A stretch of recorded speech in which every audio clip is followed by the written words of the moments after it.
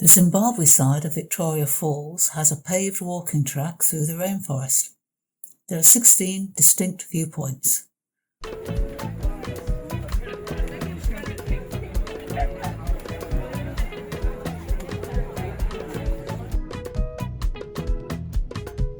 The 3-kilometre walk takes about 2 hours to complete, or more if you move slowly.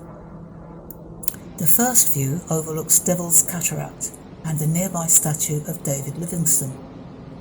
Livingstone was a Scottish doctor, missionary and explorer. He visited Victoria Falls in 1855, but he didn't actually discover them. Missionaries, traders, hunters and slavers were already spreading through the region, mostly from South Africa. However, he was the first to describe them to the outside world. Livingstone called them Victoria Falls in honour of British Queen Victoria. The local name for the falls was Mosi Oa Tunya, the smoke that thunders. But to the rest of the world they are now Victoria Falls.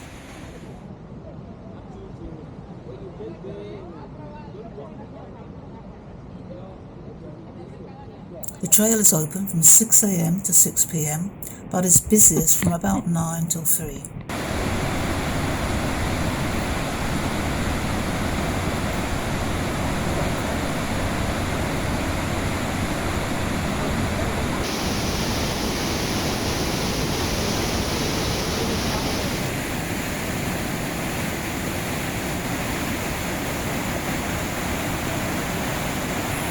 It's also busier in the wet season, March to May. We were there in April.